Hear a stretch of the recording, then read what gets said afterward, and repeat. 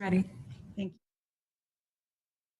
Great. Good evening, everyone, and welcome to tonight's council meeting for March 16, 2021. Happy daylight savings time for those of you that are surviving this.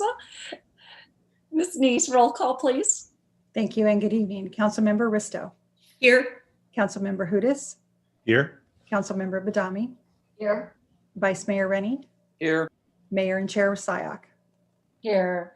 Thank you, everyone. And as we do with each public meeting, we do report out on items that council members and town manager believes would be of interest to other colleagues as well as to the general public. We do serve on a variety of commissions and committees and regional bodies representing the town. And so this is our opportunity to ensure that the general public is aware of the work that each of us are doing on your behalf. And so I start with Councilmember Badami. Thank you, Mayor. On March 4th, I attended the General Plan Update Advisory Committee along with Councilmember Risto.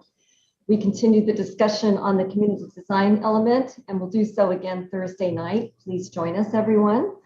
On March 7th, I attended the Conceptual Development Advisory Committee along with Councilmember Hudas. We considered a subdivision and lot line adjustment and provided input accordingly.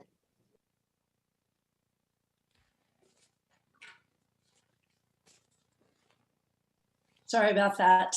Councilmember Hudas. Yeah, thank you. I met with some members of the Los Gatos Anti-Racist Coalition on March 4th. And I participated in the town's Finance Commission meeting on March 8th. And I wanted to point out that they developed a work plan for the year. And so if citizens are interested in seeing how the financial aspects of the town will be looked at, there's one quick document that can kind of show an overview of that and the subjects that the Finance Commission is going to be looking at for the year. I participated in the Conceptual Development Advisory Commission, as Councilmember Badami said, on March 10th. And then I participated in a board meeting of the Citizens Association of Santa Clara County as an observer on March 11th. Thank you. Councilmember Risto. Thank you.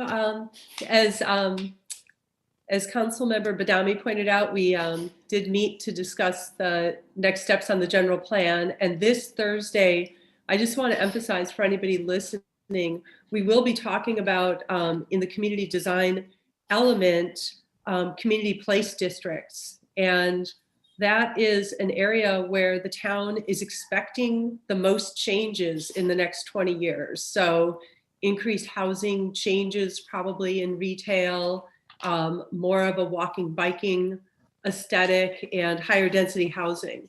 So if people are interested in that, meeting this Thursday, you can listen to that and weigh in. And just for reference, those 8 community place districts that we've identified are downtown, Los Gatos Boulevard, Winchester, Lark, North Santa Cruz, Union, Harwood, and Pollard. So this kind of stretches across the entire town, and these are areas that'll kind of be nodes of development. I met with the chair of the Community Health and Senior Services Commission to talk about the last meeting and the great work they're doing. And in anticipation of tonight, I met with the Vice Chair of Complete Streets and Transportation Commission. The mayor and I last week met with a member of the chamber to talk about parklets and potential future events coming out of the pandemic. I don't know if she's going to expand on that more, but that was a really good meeting. I attended the Finance Committee meeting to see what's happening there. I'm the representative of the West Valley Sanitation District. That was it was actually all consent items, just approving new sanitation lines going in with development or replacement of old sewer lines. And as an alternate for the VTA Policy Advisory Commission, I attended in place of Vice Mayor Rennie, who had another obligation. And there were a variety of things on there, but the most interesting to me, and I think what will be interesting across the valley, was we received an update on what's called the Central Bikeway Project. And this is essentially a bicycle superhighway that's being planned to span east to west through the valley. There's 3 different alignments that are being discussed. There's an opportunity for all residents to weigh in. So if you go ahead and Google the VTA Central Bikeway Study, there's a survey, and we're looking for as much public input as possible. But this bikeway will connect Caltrain, BART, the light rail. It'll go across 3 really well-used existing north-south bike trails. It'll cross State Route 87, Highway 101, and 880. So it is a way where it's really difficult for cyclists and pedestrians to get across the valley right now.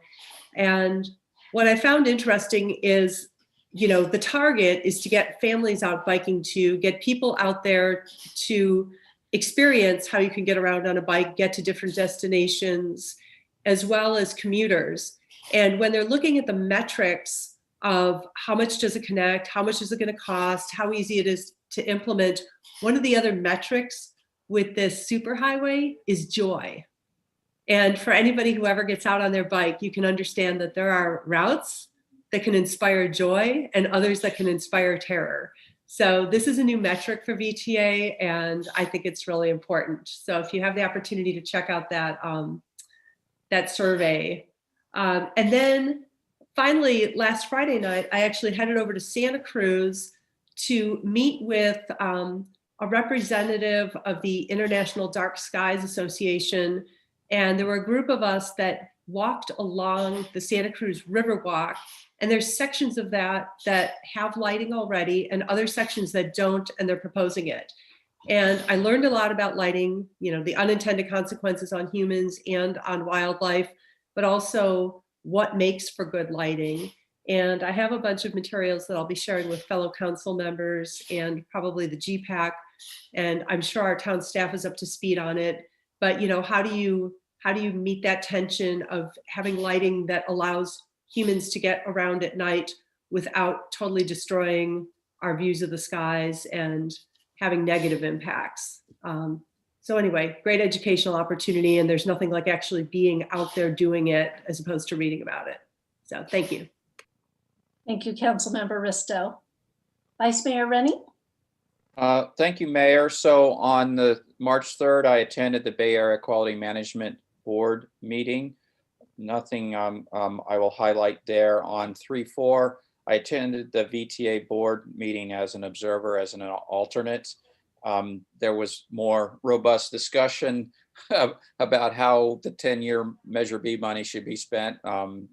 There's some opposition to BART getting too much, and some for BART making sure BART happens. So that continues on. On the 5th, the Silicon Valley Clean Energy Authority had a new member orientation that I attended part of that. Not being a new member, I didn't need all of it.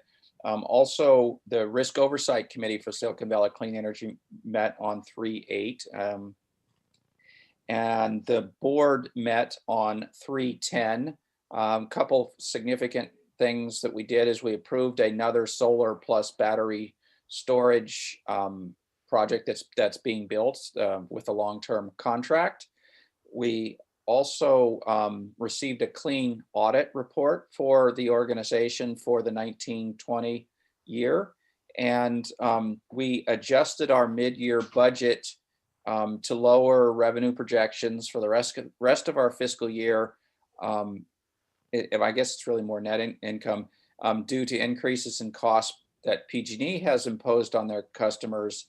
And so to continue providing discounts to customers, we expect to utilize our financial reserves to maintain our discount to PG&E.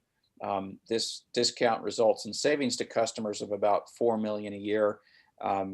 Different from the town, part of the reason we have reserves in an energy provider like that is for rate stability. And let's see, I also, with Matthew, with Councilmember Hudas, I attended the Finance Commission. And then earlier today, I attended the Community and Senior Services Commission. The mayor has appointed me as the council liaison to that. I think it was more of a get started meeting. I think we're going to meet again next week and continue discussions. That's it. Thank you, Vice Mayor. And other than what has already been reported, I'd like to share that the Cities Association meeting last Thursday that I chaired, we did invite DA Rosen and Assemblymember Lowe to speak about the rise in hate crimes in Santa Clara County, just to give a sense of numbers. He did explain the difference between hate incidents versus hate crimes. An incident is when you use verbal speech to harass someone because of their race. And when that elevates to physical harm, that's a hate crime. Just to give context of the rise and increase, in 2018 in Santa Clara, there were 3. 2019, there were 2. 2020, there are 14. And in the first 3 months, there's already 6 in Santa Clara County.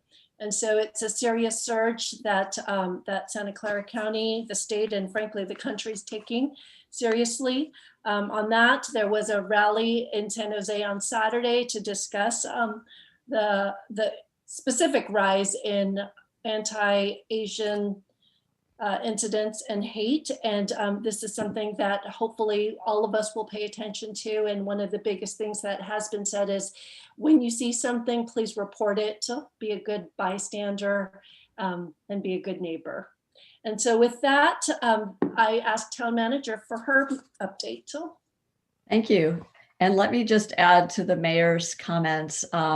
When we ask you to report something that you see, please call our police department. It's really important that our police department get your information reports. That way they can follow up and talk to you and make sure that they are pursuing the incident. So thank you so much, Mayor, for that reminder to the community. I also want to let everyone know that now with daylight savings time and the improvement in our COVID numbers, our library is now open 7 days a week from 10 in the morning till 6 p.m. We also still offer live chat and other services for those patrons who feel more comfortable continuing in a remote environment. And we are still recruiting for our Youth Commission. Applications are due next month, April 30th at 4 p.m. Thank you. Thank you. Okay, with that, I look to council for consent items. We have 7 items on our consent agenda. These are items that we believe are more administrative in nature and can be approved in one motion. However, if anyone from our council and or our public would like to pull it for discussion, now is the time to do so. So first I look to my council and Councilmember Badami. Thank you. I'm not looking to pull consent item number 4, but I am stating for the record that as a planning commissioner, I did not vote to approve the subdivision of 8 lots at Greenridge Terrace in our hillsides. However, as a consent item, I will be voting to approve. I understand the vote is non-discretionary for a project formally approved by Town Council. Thank you. Thank you, council member. Colleagues, any other items that anyone would like to pull? Okay, and so I look at the public. Anyone in our attendees that would like to speak to any of the items under consent? Seeing none, I turn to the council and Councilmember Risto. Yes, I move to approve the consent items number 1 through 7. Okay, and may I have a second? Second. Okay, Vice Mayor Rennie seconds. Councilmember Badami, how do you vote? Yes. Aye. Councilmember Hudas? Yes. Councilmember Risto? Aye. And Vice Mayor Rennie? Aye. I also vote aye, and so all 7 items passes. And we now move to verbal communication. This is the moment during our meeting where I ask anyone in attendance if they'd like to speak to the council. You will have up to 3 minutes. This is an opportunity to share items, not necessarily for discussion, but can be agendized at a future meeting, or we can have town staff respond. And so would anyone from the public like to speak? Ali Miano. Hi, thank you. I just wanted to express concern and thank you, Mayor Sayok, for your words about the incidents of hate crimes and hate incidents in the county. I know that you all know that we've had some right here in Los Gatos. I got a report myself, along with some other folks, about another recent one in town, once again perpetrated by someone who has done this before. So, we are concerned that, is there enough follow-up? If we don't get this person to stop, will she continue? So, yeah. That was one concern I wanted to express. The other thing is, you may know that I live on Tate Avenue, and the former museum is, being prepared for development of some sort. And I just wanted to express that I would love to see that space used to do some good. We have many folks, as you've often noted, who work here in town, whether they're teachers or police or firefighters or restaurant workers or, the people who do your hair, et cetera, who work here in town and don't have affordable housing here. Since we really don't have great transportation to get here other than cars clogging the road, wouldn't it be great if some of them could actually live here? I would love to see that, turned into some sort of housing for, lower income folks, or, just people who work here and, don't have a spare $1 or $2 million for a home. So I would just like to put that up for some consideration and hope that you are continuing to think of ways in the town to provide affordable housing and keep this, or I shouldn't say keep it, but hopefully get this town back to a place that is more reachable to people from a variety of economic backgrounds. And of course, we need to make sure that we make it available and welcoming to people of a variety of, racial and ethnic backgrounds. I'm just hearing of too many incidents. I learned of another one on January 2nd that, as far as I know, was not reported at the time. I just learned about this. So we really need to keep an eye on this and get on top of it before it gets out of control. Ms. Miano. Would anyone else from the public like to speak? Okay. Amy, and then Kareem.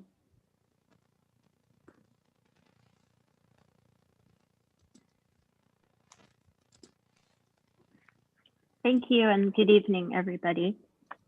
I would just like to, second what Ms. Miano said about the former museum on Tate. I agree there are potentially a lot of good uses for it. Some sort of affordable housing would be an excellent idea. So I'd like to echo my support of that. And also, I too am very concerned about hate speech and hateful incidents in the town and everywhere around us in the state and the nation. And I hope that sorry I missed the first 10 minutes of the meeting, but I hope that the town council and all the community members of the town take it seriously and know that it's important for us to address it whenever possible, and not to just let these kind of incidents take over and define how Los Gatos is viewed. So that's all I have. Thank you very much. Thank you, Amy. Kareem Saeed.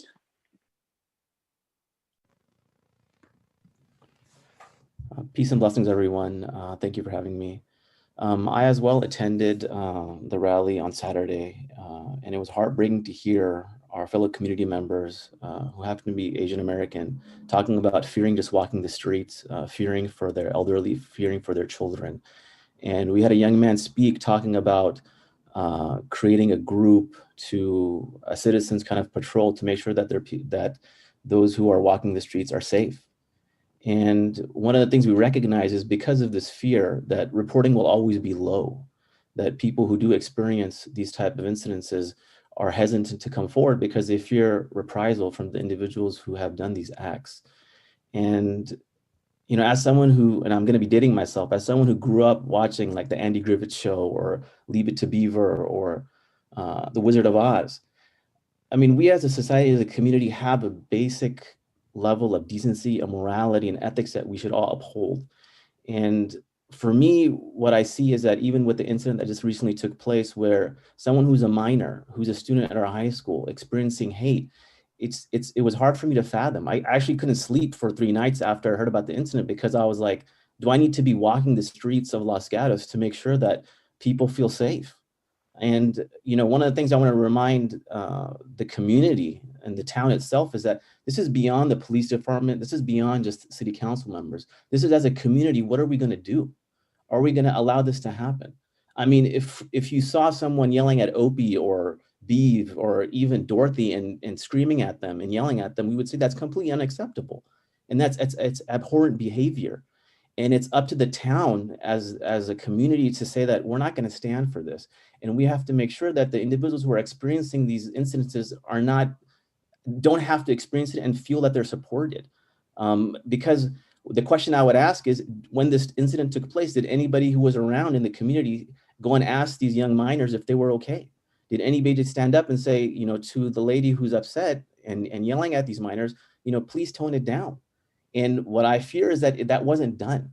So this is a reminder for, you know, I just want to speak to the town in general that we need to step it up and that it's our obligation to be people who make sure that we're espousing beliefs and character that's about building community, building safety, and building a compassionate and caring community. And that also for those individuals who feel that they're angry or they're upset, come talk to Kareem Sayed, come talk to Mariko, come talk to Matthew, come talk to Maria, come talk to Mary, come talk to Laurel. We're adults. You can come speak to us and we can have a civil discourse, but please leave our children alone. Our children have no place in being treated as such. And that, again, that it goes back to just basic human decency. And I recognize that there's spectrums in politics and that we have difference of opinions, but that shouldn't extend to treating our young children the way that this young lady was treated. Thank you. Mr. Saeed, thank you very much for those words, because we can all step it up, and I think we all need to step it up. So thank you for that reminder to everyone. Alicia Cinemasterio, and then Jeff Suzuki. Hello, everybody. Can you hear me? Yes, welcome. Okay. I also just wanted to echo what Kareem had said. Being a member of the LGARC and handling the social media, I oftentimes have people write directly to me, and I get firsthand from them their incidences and the stories of things that are said to them in our community and ways that they are made to feel. And I think that the LGARC, we have come to the meetings before and we had kind of shared with you what we were starting to see. And now we're beginning to see it happen at a much more frequent rate. Hearing a minor get yelled at while that person is just trying to enjoy lunch in the most populated portion of our town And then hearing that those kids are afraid to just be regular teenagers in our community, we are failing them. We're failing them. Every single person, regardless of race or age or ideology, should feel safe to have lunch. We have to be more preemptive. I had spoken to a person that had received a letter of hate at a business that they work at. And, you know, it was reported. You guys are saying report it to the police. Well, you know, the police tell them they can't really do anything until an incident occurs. So now what the person had the courage to go to the police, right? And now they're being told, well, you know what, we hear you, but we can't really do anything until something actually happens. Think of what that would feel like. We have to be more preemptive, and we all know who's doing what. We all know who is harassing who. What can we do to make sure that it doesn't escalate? Because it seems to be escalating. And I think you guys have gotten a little bit of it too. Right? It's scary. We got to do something about this. We need to be preemptive. We need to protect our citizens. And yeah, I mean, we just need to be better about this. That's all. Thank you, guys. Thank you. Jeff Suzuki. Good evening, everyone. I'd like to say that I'm not speaking as a planning commissioner tonight. I'm speaking as an individual. As everybody here has said, this harassment of somebody who is still in high school is absolutely unacceptable. And I think that Alicia brought up a really good point, which is that, you know, we're told that we can't do anything until something happens, but things have happened. And it's very reasonable to ask this question. Back in January, an Asian American minor was assaulted. He had a full glass of beer bottle thrown in his face and required treatment from the EMT. The police came, asked questions, and we've been told ever since that this case has been forwarded to the DA office. And we've contacted the DA's office, and we honestly don't know what's going on. Why, 2 days later, can the police department act on behalf of a white woman who was assaulted during the Trump rally, but not act on behalf of an Asian minor? That's all I have to say. Thank you. Thank you, Mr. Suzuki. And if I can ask, let's see, who's on my screen? If I could just ask Town Manager Pravetti, I know it's not satisfactory to say that it is with the DA's office, but if you could give us an update on that.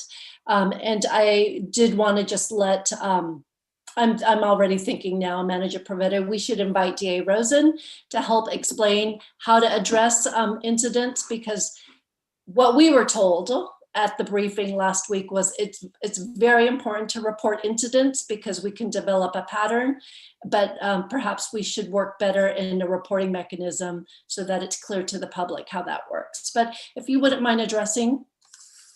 Sure, I'd like to address a couple of points, if I may, Mayor. I first want to thank the speakers for coming forward and sharing with the public the larger issues, so that way we all have awareness of what is happening and that we all need to upstand and be there for each other, minor or not. You know, this is truly unacceptable behavior, absolutely. So as DA Rosen mentioned to the Cities Association Board last week, it's critical that any incident, anytime a resident or a business owner feels uncomfortable, our police department needs to know about it, because that way they can ask questions they can follow up. And we are starting to see patterns. And so it is very important. So you may think it's just one data point, but it actually can help fill out and round out a much larger picture. So I apologize on behalf of our police department that folks were discouraged by what an officer said. But I think the fact is that the officer did take information, and that is actually really, really important. For our minor, we do want to let everyone know that we are following up, so that way we can get a statement and the facts around this particular incident as well. So we're actively following up. It's really important that our community feels safe, regardless of your age or background. It's absolutely critical, and we need to make sure as a community that we create that safety net for everybody.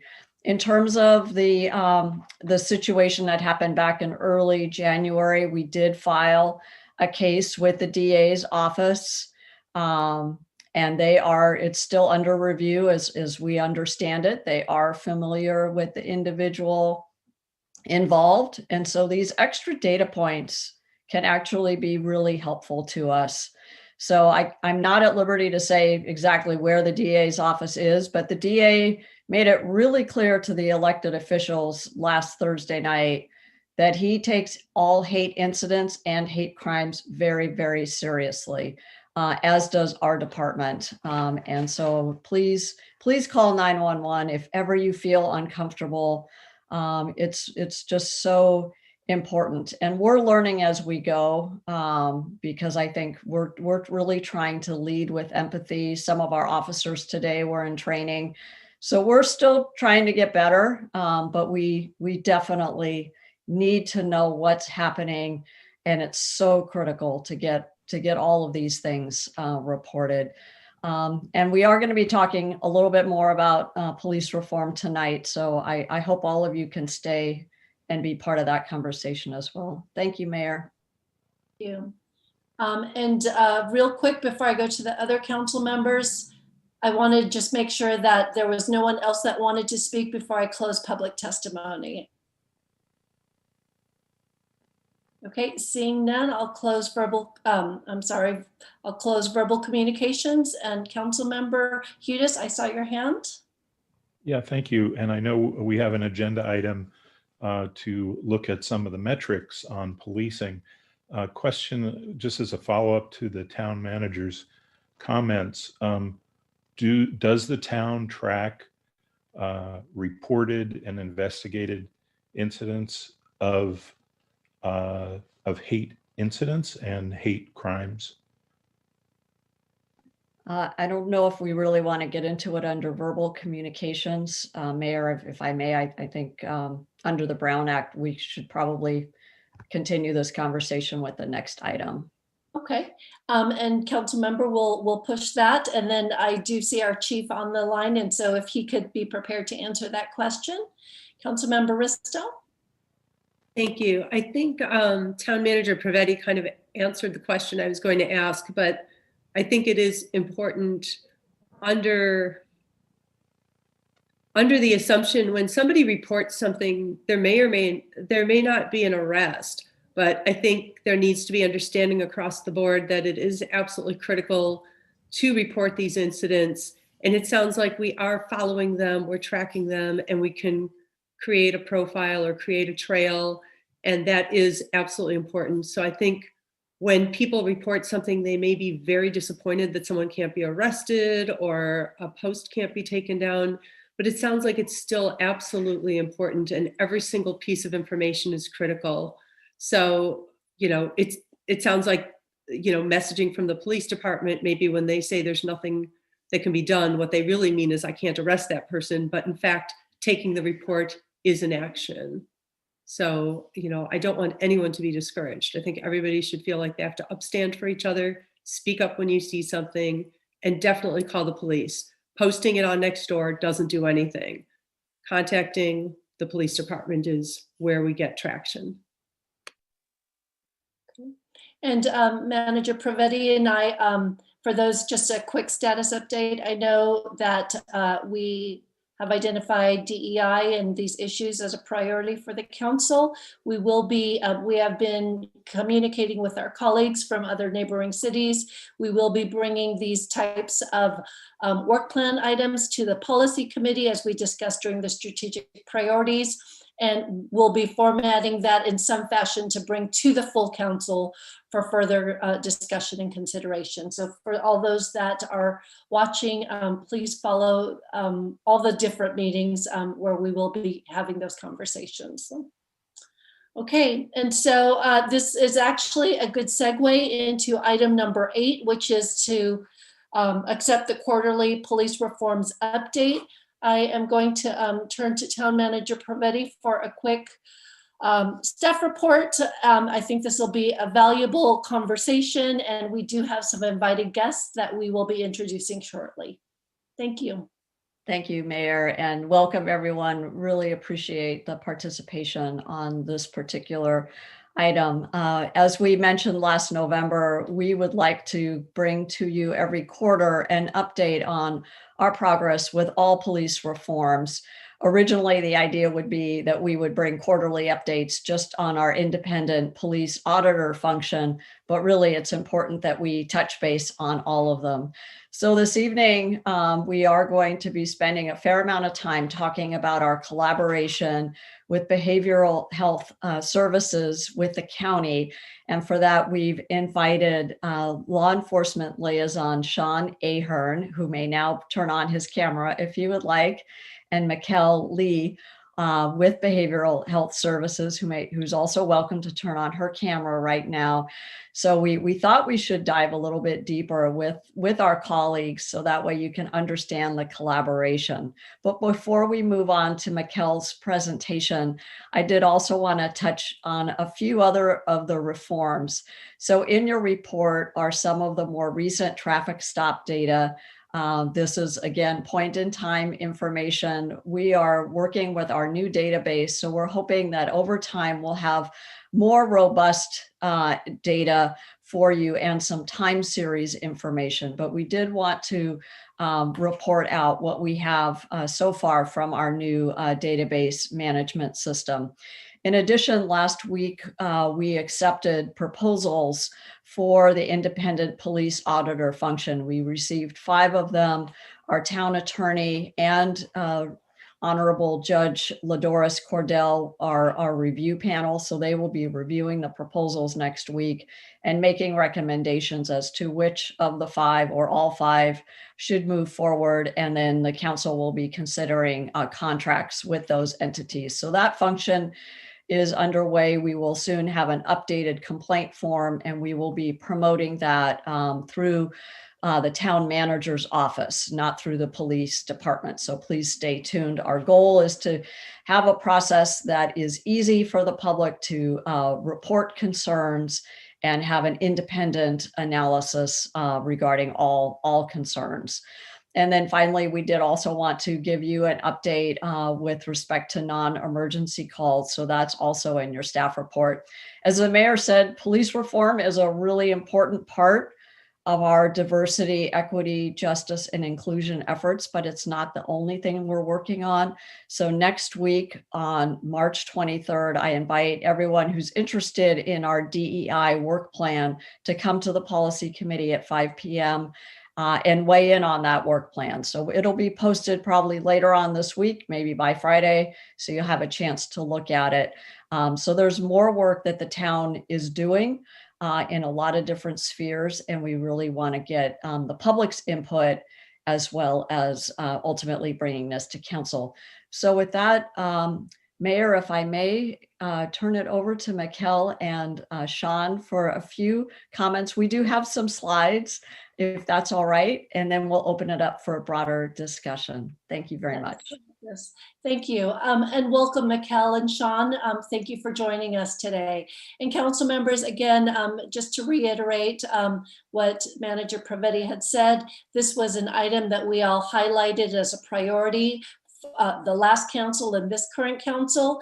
And so I wanted to give everyone an opportunity to listen to the resources available to us, as we begin to start thinking what it is that we ultimately want for our town. And so with that, Mikkel and Sean, I turn to you. Thank you very much. Thank you. Laurel, can we pull up the PowerPoint for mobile crises? Thank you.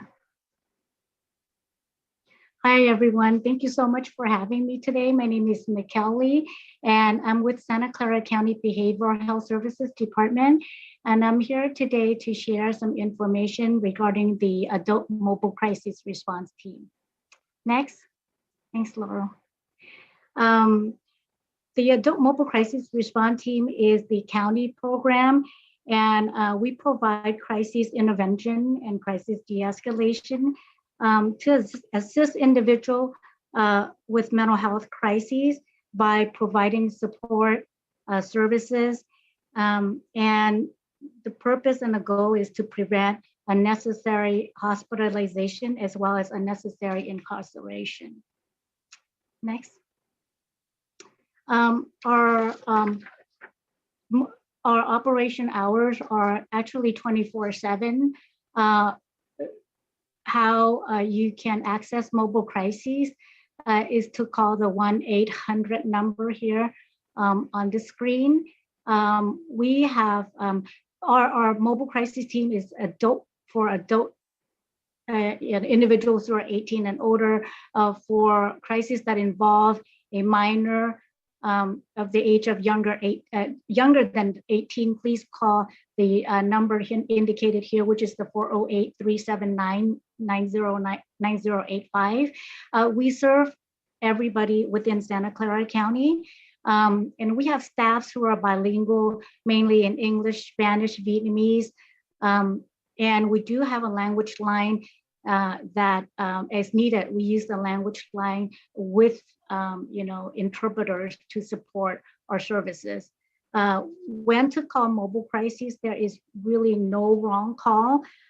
If you notice individuals who suffer or struggle with behavioral health symptoms and may need to be evaluated for a hospital admission for treatment, or if somebody is in a crisis that need to be evaluated, or they need referrals or referrals to treatment or resources, or if the crisis level de-escalate where there's need to be intervention, what we do is we travel to the site wherever the individual might be. It could be at home, could be at school, could be on the street, wherever the crisis may be, to assist and provide support. Next one, thanks. So who is Mobile Crises?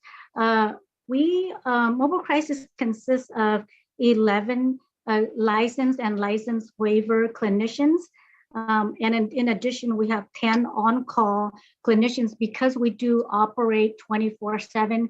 And usually we travel in a team of 2. Sometimes when we're short staff, we split and have one clinician, but usually it's a team of 2. And the purpose for that is we provide family support as well as support for the individual in crises. And we have 3 law enforcement liaison. Sean Ahern is one of our law enforcement liaisons. And our law enforcement liaison acts as the middleman between law enforcement and behavioral health to provide supportive services, including training, de-escalation training, i.e. the IVST or the interactive video simulation training for law enforcement, CIT training, other trainings, as well as support our community to decode law enforcement and behavioral health language to support our community. And then they refer to mobile crises as needed to support with whatever cases that we need to handle. Next. So the services of mobile crises include crisis screening, crisis assessment, crisis intervention, verbal de-escalation, and linkage referrals to resources. Below is the link where you can find the flyers in 3 different languages, English, Spanish, and Vietnamese for mobile crisis services. Next. I just want to share some data of mobile crisis services for 2019 and 2020. In 2019, if you notice here, the volume in the last column, we have the percentage of increase in services. There's quite a number of increase in our services. Call received meaning any call that we receive from either the community line or from law enforcement line. Now we have a dedicated law enforcement line. The number I provided earlier, the 1-800 number, is for community members to call. However, we do have a dedicated line for law enforcement. So when that line rings, we know that an officer is in need of behavioral health and a clinician support. And so we can deploy a team ASAP. Usually our ETA is pretty good in the central San Jose area. Our ETA is around anywhere from 7 to 10 minutes. Countywide, we average about 20 to 25 minutes.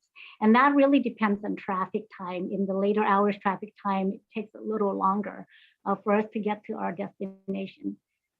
Services provided means the number of true crises. Call received, people can call for resources. Again, like I say, there's no wrong call. So people call for a referral or for resources, we provide that. They're non-crisis call. However, of those 1,200, for example, in 2020, we had 3,405 calls.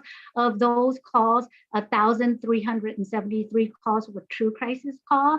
And we handle the crisis or we assist by either verbal de-escalation via phone, or if there's a need to go out to the field, meaning travel out to the site, we do that. And of those 1,373, we went out 1,172 field visits. And of those, 348 individuals was assisted to be hospitalized for treatment. And they're escalated with, the rest of the field visit was deferred, where we were able to de-escalate the crisis and there was not a need for the individual to be in the hospital for treatment. Next, so I just want to share some overall referrals volume from law enforcement. Of course, San Jose is the biggest jurisdiction and they utilize most of the resources in Santa Clara County. Here for Los Gatos, we have in 2020, 5 referrals from law enforcement, and we total 13 referrals from Los Gatos. And why the 13 is 8 of the referrals came from the community line, which means 8 community members call and reach out. But this is just law enforcement referrals data. Next. I just want to provide some resource here. This is mental health urgent care. We have in mental health urgent care that actually opens 7 days a week from 8 a.m. to 10 p.m. It's a drop-in urgent care. Anybody can walk in. There is no need for an appointment. So if your loved ones or someone you know experience a crisis, you can always drive them here, walk them in. At urgent care, they have licensed clinicians, they have licensed psych tech, they have community members, they have psychiatrists to evaluate and prescribe for medication as needed. I do apologize that the address here, that's actually the address for urgent care, but due to the pandemic, there's a temporary move and they are at 2221 Enfort Lane. Again, 2221 Enfort Lane, San Jose 95128. They just have to move the clinic temporarily to make expansion rooms for emergency psych services due to the 6 feet distance to keep our clients safe. And that's all I have for a mobile crisis. Next slide, I guess, the next slide is just Q&A, but I also added some resources in terms of referrals to mental health and substance use, and it is actually the same number to call mobile crises. We have a 1 number for all services, and mobile crisis is the second option. Thank you. Thank you, Ms. Lee. Mr. Ahrens, would you like to add anything? No, actually, Mikkel always does a wonderful job. Just real quick from my experience for everybody who's on this, and thank you very much for having us. We really enjoy doing this because sometimes a lot of people don't understand the work that Mikkel and her clinicians do and that we do as law enforcement liaisons. All three of the law enforcement liaisons are retired law enforcement officers within the county. I retired 2 years ago from the Sunnyvale Department of Public Safety. I was there for 32 years. I retired at the rank of a captain. My background when it comes to crisis intervention was I was one of the co-creators of the crisis intervention team at Sunnyvale. I've been teaching crisis intervention within the county and San Mateo County now since about 2006. So I've been heavily involved in this for a very long time. I just recently joined the law enforcement liaison team last July. Previously, there was only 2 law enforcement liaisons. Now, fortunately, there's 3 of us. I represent agencies within the South County. So Los Gatos, Montecito PD, Campbell PD, Morgan Hill PD, Gilroy PD, San Jose City College and Evergreen College. And also I assist with other agencies that the other officers have. So we're each assigned agencies that we represent and that we work with when it comes to people that are in a crisis or recurring people who are in a crisis or training needs or any consultation whatsoever. And we're basically available 24/7 too. All of the contacts with our departments have our numbers and they know they can call us at any time. And that's what we're here for. So just want to do that really quick. Thank you.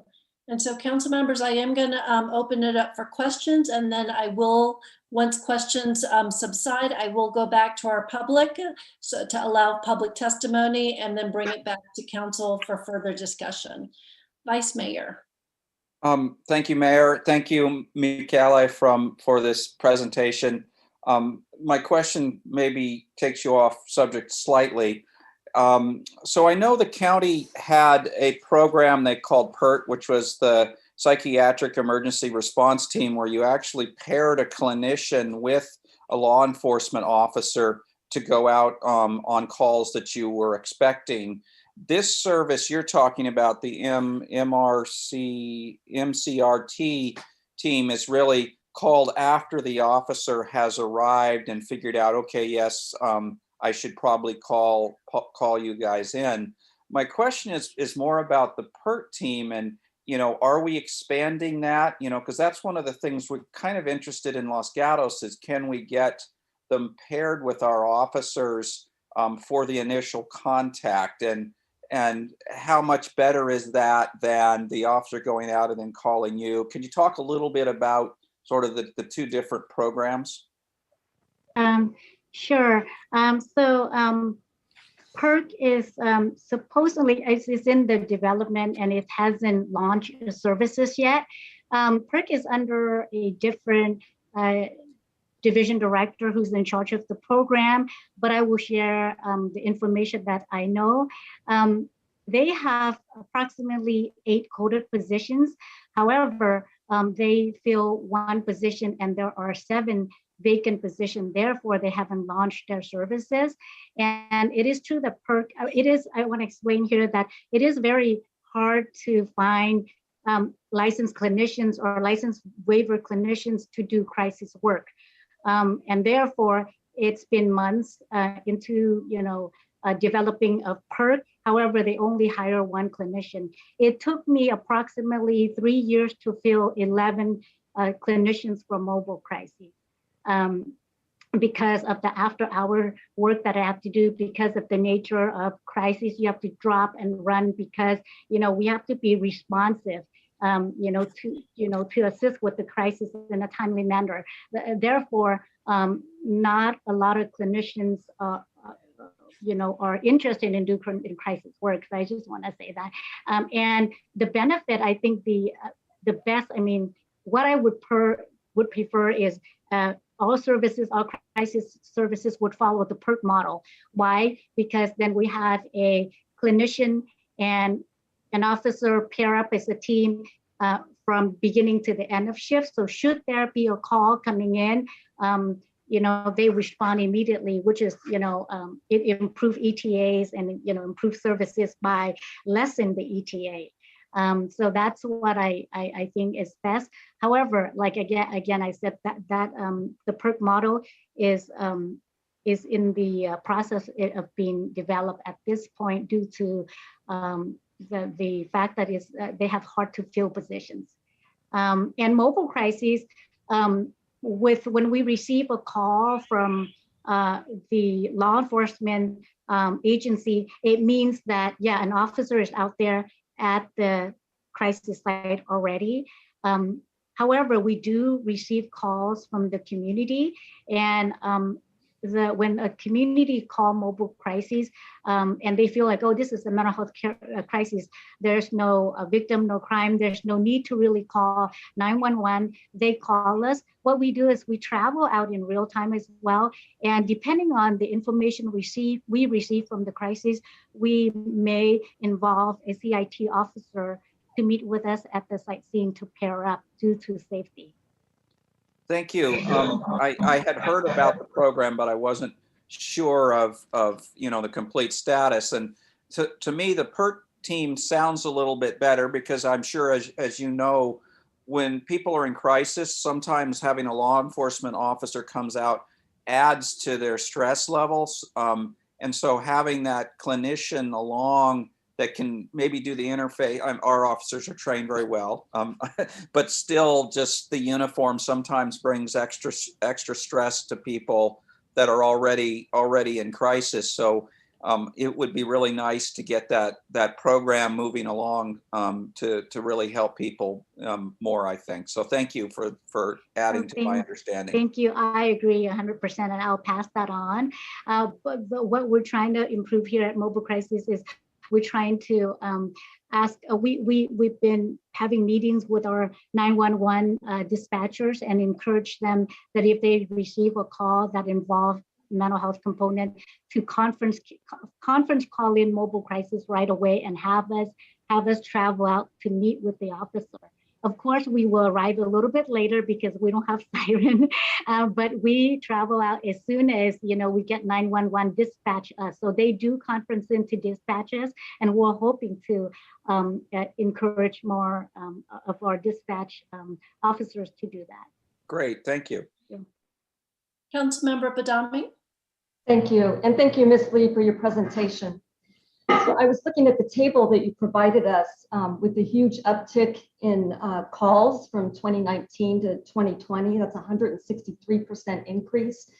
And we can't forget that 2020 was the year of the pandemic, which has caused a lot of crisis with families, causing mental health situations, economic stress, maybe 415s at home, I don't know.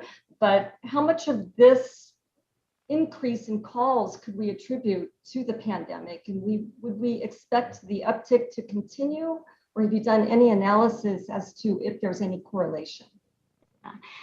That's a great question. We haven't really looked into how many percentage of the services we provide involve, the pandemic, or due to social inequity in the community, or due to just more awareness, more, because we've been doing really active outreach services to our community to let them know of mobile crisis services.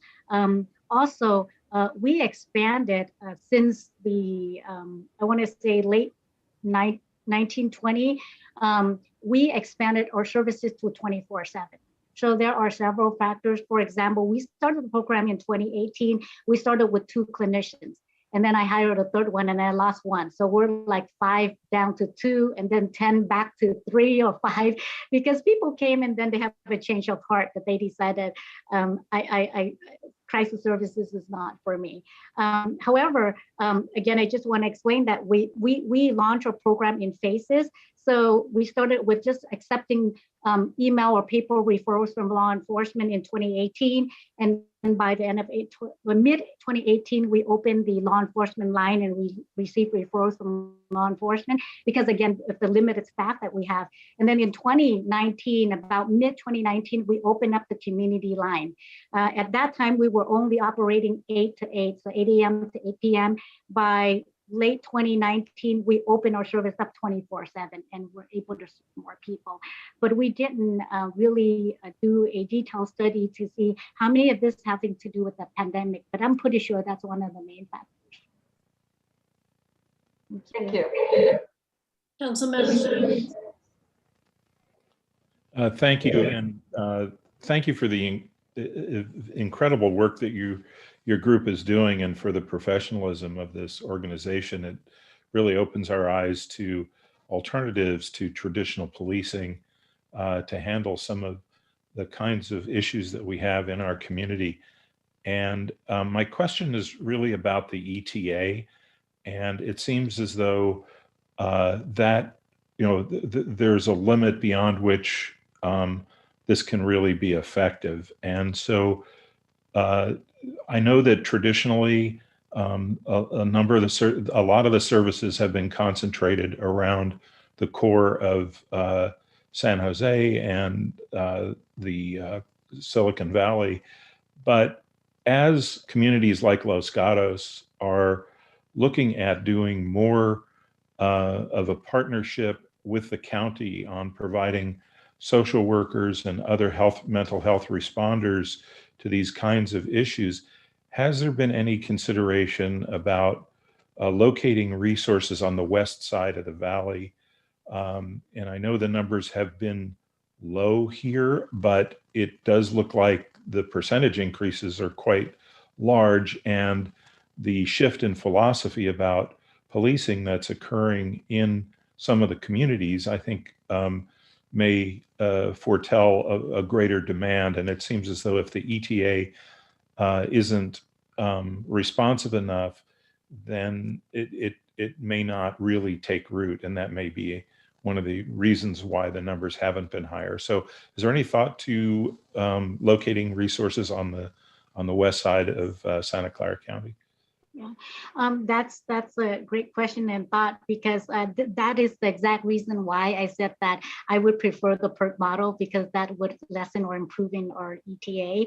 And what we did was, initially we had two teams, one stationed in Gilroy and one in Central San Jose. However, during the pandemic, we also piloted out something like we had individuals spread out in different areas. I mean, they are working remotely from home, and individuals are being deployed based on the, where they live.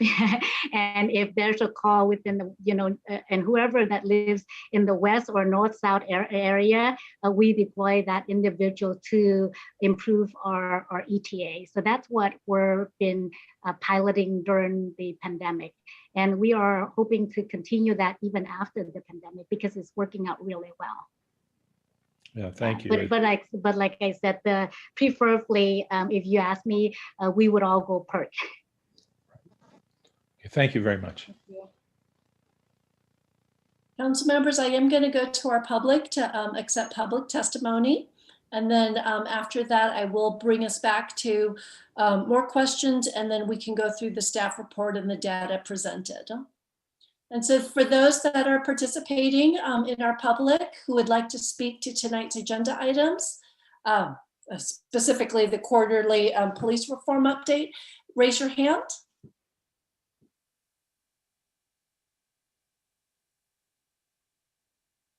Okay, I don't see any, and so I will close public testimony and bring it back to council members. As you saw in our staff report, it's organized in a variety of, it's organized with collaboration with the County of Santa Clara first. Again, since we have our guests here, I want to give you an opportunity to ask any further questions. But if there are none, then we could just begin discussion on all of the updates provided. And Mr. Ahern. I just wanted to add one thing in reference to the earlier question too. So there's a third model that the county is currently working on, and it's a community response model. It's similar, a lot of people may have heard of the CAHOOTS model in Oregon. So basically the way the community model is being looked at is going to be medical personnel. It could be EMTs, it could be clinicians, it could be civilians trained in de-escalation stuff that will respond to the lower end type crises. These are people that are not in a severe crisis or in a danger.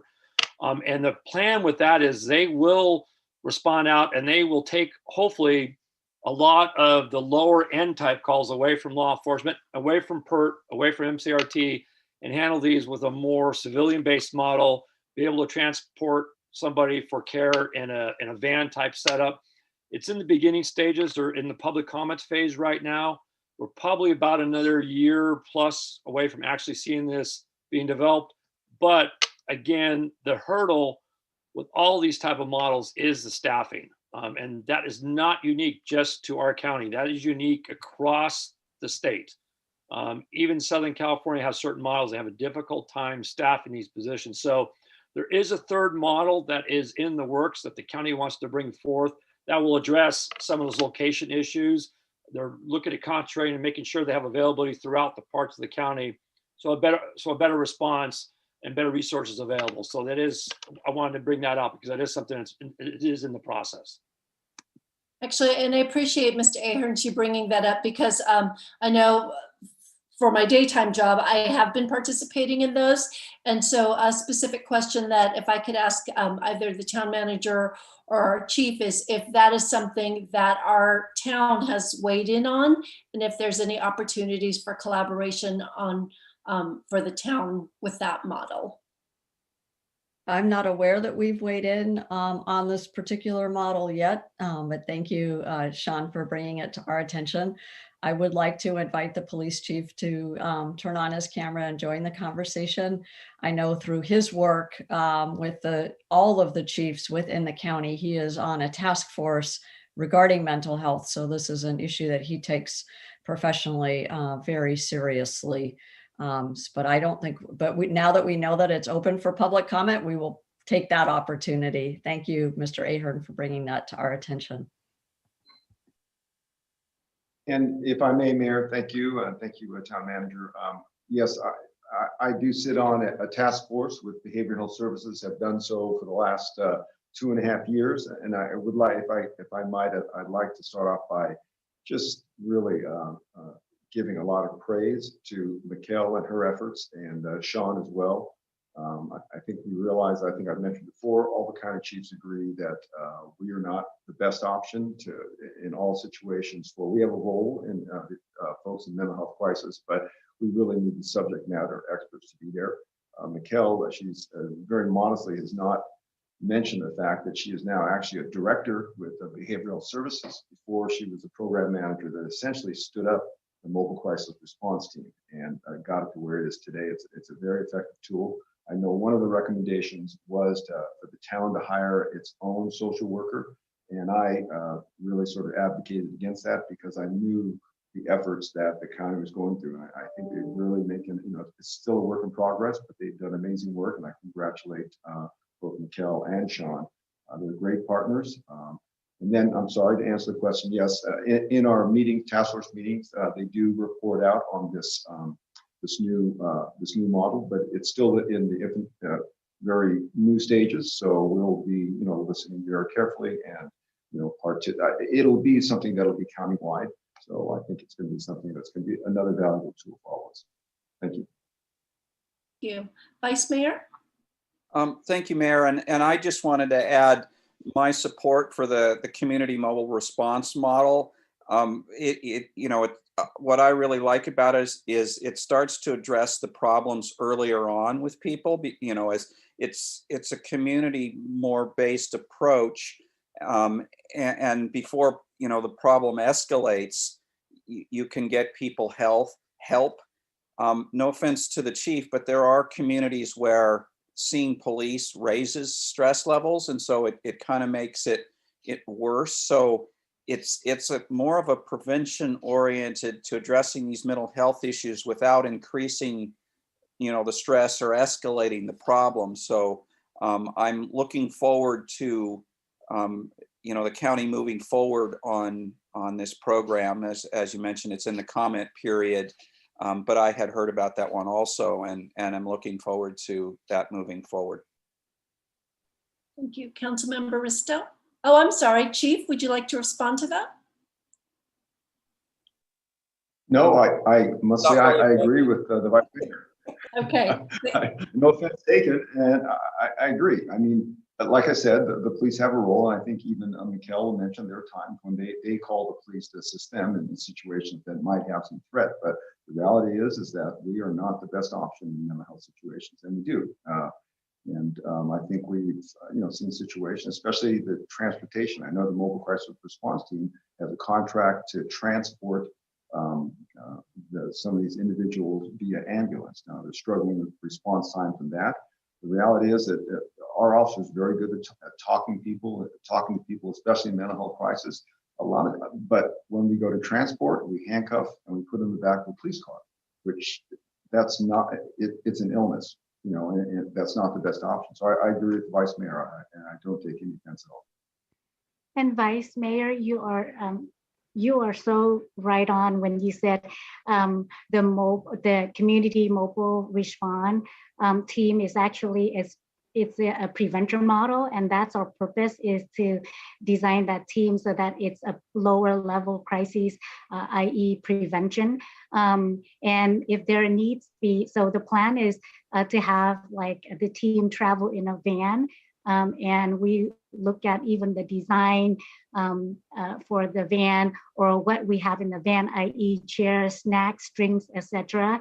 To as the first phase of come meet and greet, and what can I do to support you and resolve or provide resources, support in whichever way we can before the issue escalate to a crisis. And that's what they're talking about. And the makeup of the team, we've been having stakeholders meeting, and the suggestion is to have a team of 3 members, like a mental health specialist who is non-licensed, a nurse or an EMT member, and then a peer support specialist with lived experience. And so that's what we've been talking about in terms of the makeup of the team. And again, as needed, if they need a licensed clinician to come to evaluate for hospitalization, admission, etc., then that can involve mobile crises or eventually PERC. So we look at PERC is the highest level of crisis services, and then mobile crisis, and then CMR. Thank you. Councilmember Risto. Thank you. I'm really appreciative of this discussion, and Mikhail and Sean, thank you so much for the presentation and the information. I think it's really critical that we have access to contract with and work with a group like Mobile Response. I know that the community has wanted to have a social worker, and I think one of the logistical problems, first of all, we're seeing how difficult it is to hire somebody. And I have friends that have been social workers. I know the burnout rate in that profession is high. And then when you're asking somebody to be available 24 hours a day, drop everything, when you're operating in the entire valley and you've had trouble getting to 11 people, we can see that, what is aspirational is difficult to achieve. And so I think this is a great resource for us. The advantage our police department has is that they're local. They're covering a lot of different tasks in our town. They are trained to be compassionate and de-escalate. So when that is our first option, I feel like, at least in our community, we have a good option, but I see that this is kind of the way to go. So I appreciate that we can contract with you, and I understand that you're not going to be able to respond to every incident, but I think as we're taking incremental steps and maybe with more exposure, people will know about the services more. Maybe, the more people you can hire, the less taxing it is on each individual clinician. But it appears you're covering all 15 or 14 cities in Santa Clara County. Correct. We cover everybody in Santa Clara County. We have like a regular team, and then we have the after-hour team, and then we have 2 managers, Amy Hayes, who is a program manager who manage the daily operation of mobile crises, and I'm the division director who, Amy and I are the only 2 on-call managers who are on 24/7. And our commitment is when our community or our law enforcement call us, we drop and we run. In fact, last night at 8:30 p.m., I got a call for I'm Vietnamese speaking for a Vietnamese monolingual individual who is barricading. And I went out for 5 hours and with them, and I stayed until past midnight to assist. So usually when we respond, we don't leave. We stay until as long as we can, until whenever the crisis is resolved. There were times the longest day that we went out was 14 and a half hours on a call. So we don't leave. And if there's a need for us to, send additional support, we might send another team. And sometimes, we can't, i.e., for example, in a case where, there's traffic block, people can't move in and out. We had a team that actually stayed for 14 hours before. And that's our commitment, is we don't leave. Well, I really appreciate your commitment, and thank you. And I hope that you do a lot of self-care in the times that you're not dropping everything. Thank you. Council members, any other questions? Okay. Well, Sean and Mikkel, you are more than welcome to stay for the rest of our meeting, but I also know as a part of self-care, you should not take on more than is necessary. So you're welcome to stay, but we also would completely understand should you like to call it a night. And with that, we offer our gratitude for sharing the information. I suspect that given the concerns and communication we've already had, we will continue this discussion, and we'll reach out through Chief DeSena on how we can improve and better this partnership. Well, Thank you for having us, and don't take it as an so insult if I don't stay, because I've stayed at many a council meeting during my time in Sunnyvale. So I've got my share. I've got a whole rain check worth. So I'm thank sure. you. Thank you so Appreciate much, you having Mayor, us. and everybody for having us. Thank you. Thank you. Thank you. Okay, and council members, if you look at the staff report, collaboration with the County of Santa Clara was one, but we also have provided several stats and updates. And so I open that for any questions and comments from any of you.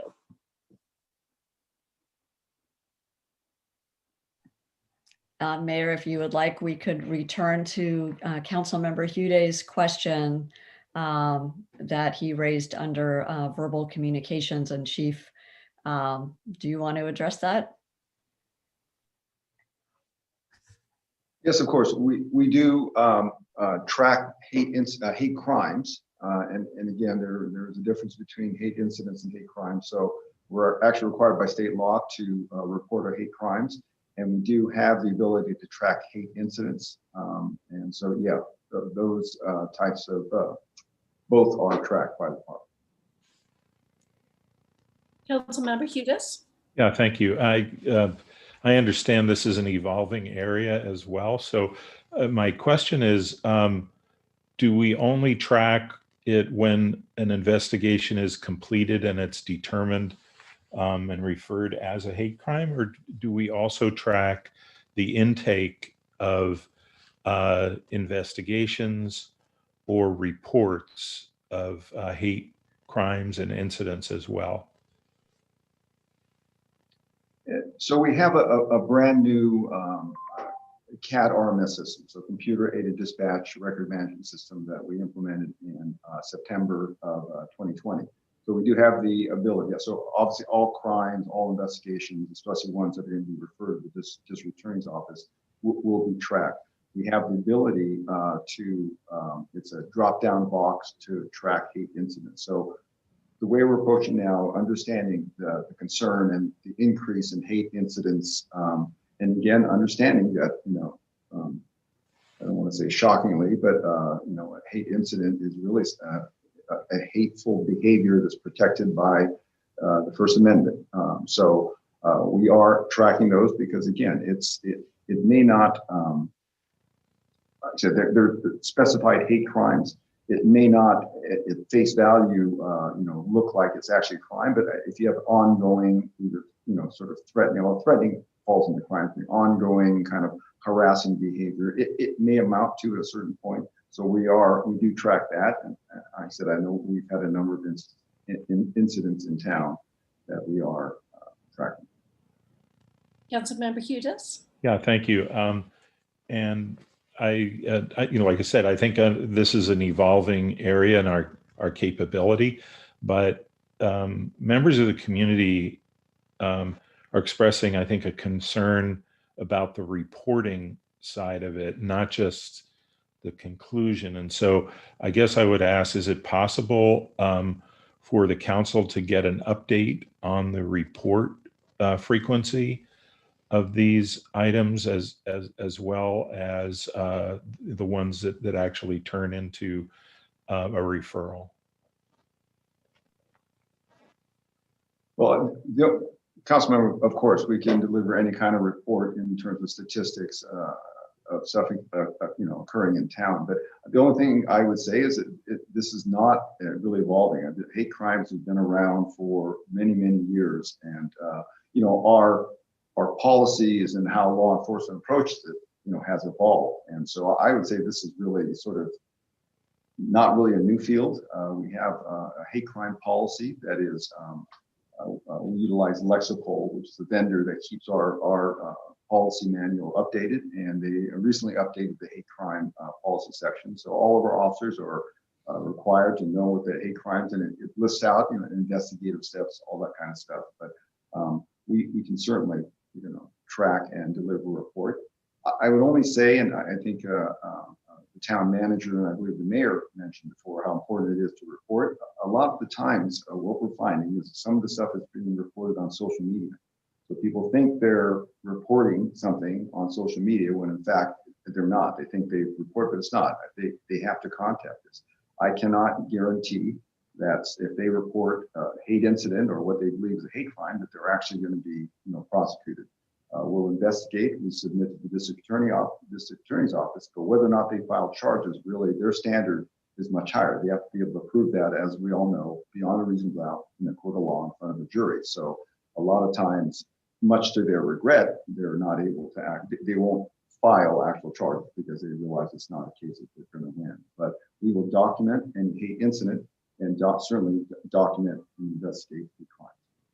Great, thank you. And I would look forward to seeing that, because I think sometimes we see these expressions on social media out of frustration of people not being able to have their incidents being received, and so they go out to social media to do that. So there's a little bit of a chicken or egg thing going on here, and that's why I think it would be really important for the council to get a report periodically about the reporting of incidents as well, without getting into the specifics of names and who and the status and that kind of thing, but just some general idea about the trends that are going on in our community, because anecdotally they are alarming right now, and I think we need to start hearing about it more frequently. I'd like to echo what Councilmember Huda said. I know for myself, it wasn't until DA Rosen explained the difference between an incident versus a hate crime. And I know there are many people in our community who don't report incidents because they self-select and they don't believe it rises to a level of a crime. But after hearing DA Rosen speak to the importance of reporting incidents to establish those patterns, it's made me rethink that we need to amplify that message. And so again, and perhaps that's an area where town manager and the chief can work together. And how do we share that message so that people don't hesitate because they're determining for themselves whether or not it elevates to a crime. And if I could, since I have the floor, I'll just raise a couple of things. One is there were 5 things based on today's discussion that I'd love to follow up and provide feedback on. Is I do think I would like the town to formally respond to the community response team. I know it's still under comment, but I think we need to put a stake in the ground that the town, this is important to the town, and we should have an official response and comment to that. I would like for us to utilize not only how to amplify, how to report hate incidents, but the community line that Mikkel shared, I think we should post that and use that frequently to share with our residents. So again, they understand that there are alternatives rather than calling police if they know themselves that it's a mental health crisis. I would like to ask the chief about the training that we do provide for our own staff. I know that we do provide staff. I know they're state required, but is that of everyone in our police force? Is that including the dispatcher to the community resource officer? And then, so that's one question. Does everyone receive training? And then do we provide any above and beyond what is state mandated? Thank you, Mayor. In regards to, and I assume you're speaking specifically of mental health response training? Mm-hmm. I know whatever is required by the state. You know, actually, although now they're including critical incident, crisis intervention training as part of the academy. I don't know, and perhaps I have Captain Field on, she can correct me. I don't believe it's actually state mandated.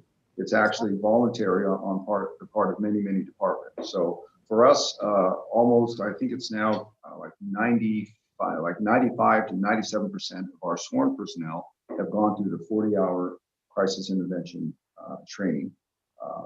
Now, unfortunately, we're supposed to have 8. We're really down 50% on our dispatchers, but of our 4 remaining dispatchers, 2 have attended a 40-hour crisis intervention training, and then 2 have attended the 16-hour training. They have also done, there's online training like callers in crisis for how to deal with suicide callers. I think they have taken that 4-hour online. 2 of our dispatchers have also received bias and racial profiling training. We're going to invite them this week. We're going through fair and impartial police training, fair and impartial policing training for our sworn staff, but we're actually inviting our professional staff to attend as well. We are, as Mikkel mentioned, they are actually realizing they've done training, mobile crisis response team for sworn patrol officers, but they're realizing that maybe that gap there is for dispatchers. So we are setting up, or Captain Field is setting up a training for our dispatchers with mobile crisis response team, as well as our victim services unit. So we have, I believe, 4 VSU members now, and they're undergoing training as we speak, but we also want our dispatchers to know who they are and what their capabilities are and what resources they offer. So, and we are looking at now. So we have formalized, before we had officers that kind of had did sort of mental health response. I mean, they all do, but we had an officer in particular, Sergeant Hoyt now, and Corporal Boone, that were sort of our mental health and our homeless folks, but we formalized a collateral duty for Sergeant Hoyt to be our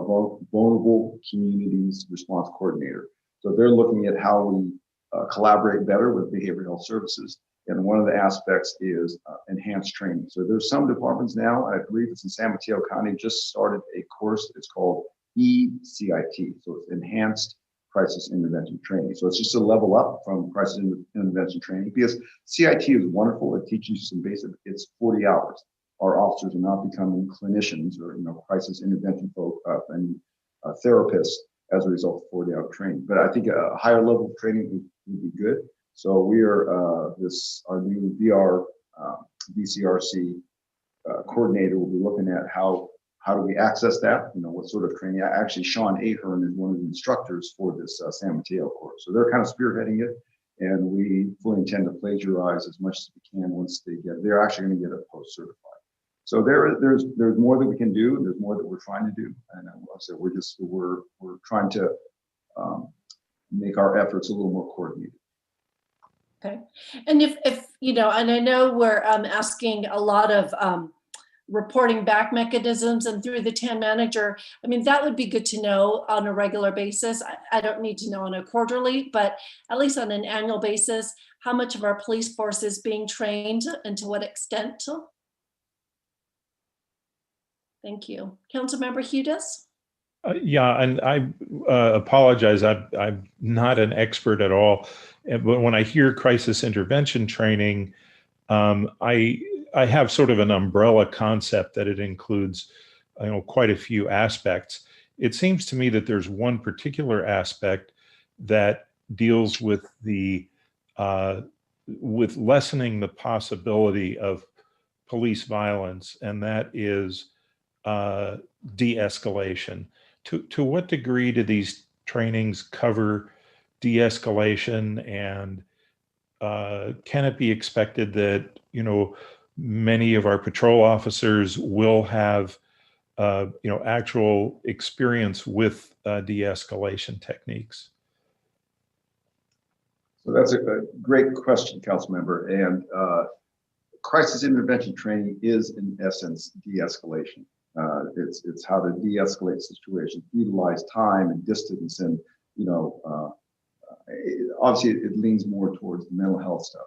So how uniformed individual is going to impact. So using your stern police voice is probably not going to help the situation out.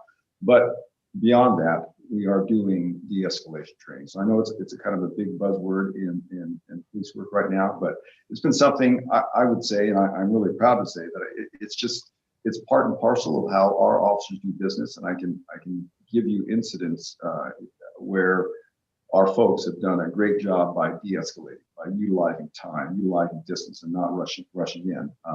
But we do training. So we received a grant. I think we're about the end of a post-innovations grant that really had to do with how to incorporate de-escalation of force techniques into our training. So again, today and on Friday, we're doing defensive tactics, but the undercurrent of it is how to de-escalate. So part of that, we have Sandra Brown, who's a retired lieutenant from Palo Alto PD, but she teaches now for fair and impartial policing about implicit bias primarily. So that's incorporated in the training.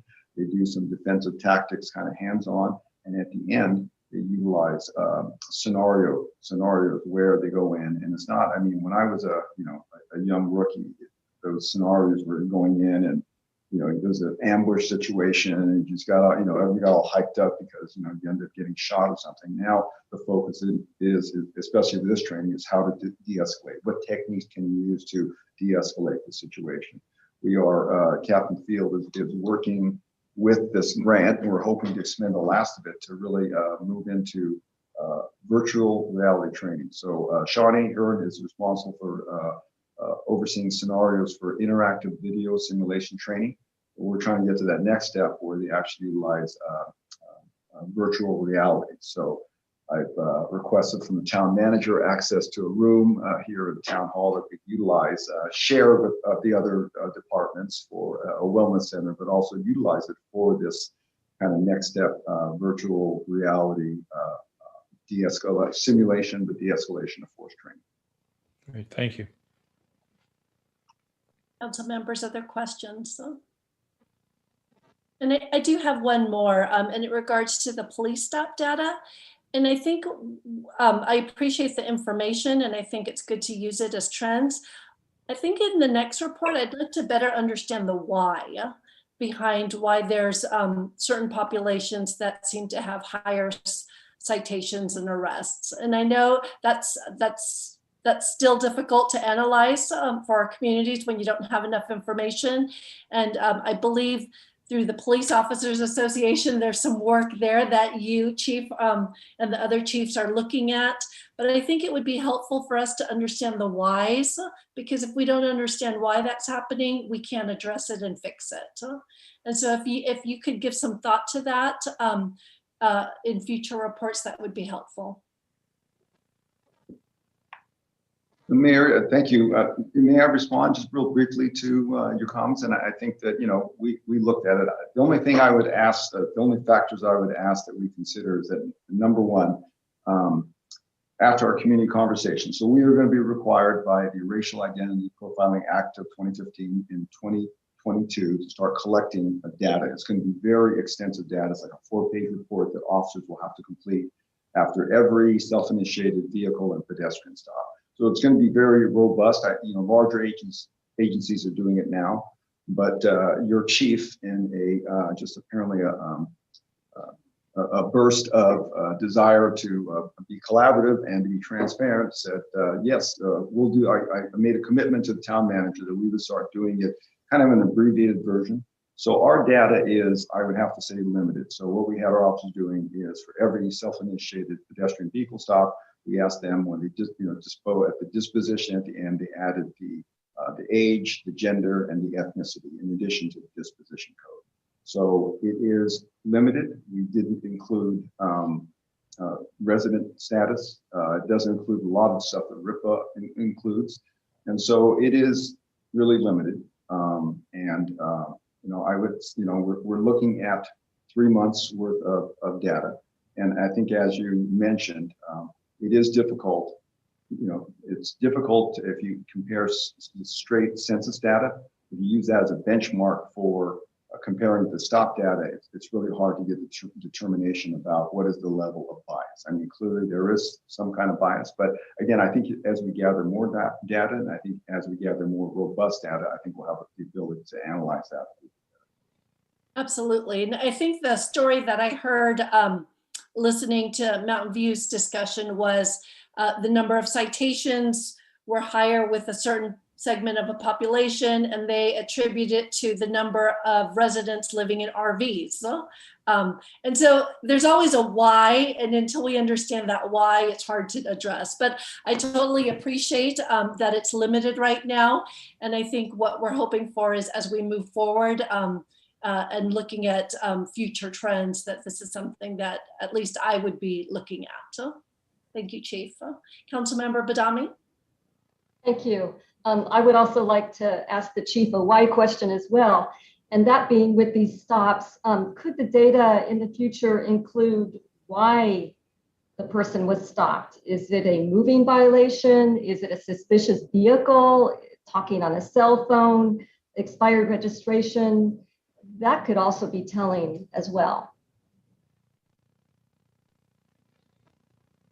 I think typically, I mean, officers now, we don't really stop people just because they look suspicious. We actually have to have some kind of probable cause. And typically it's going to be some kind of either a moving or equipment violation. Now, a person may possibly match the description of a suspect of a wanted crime.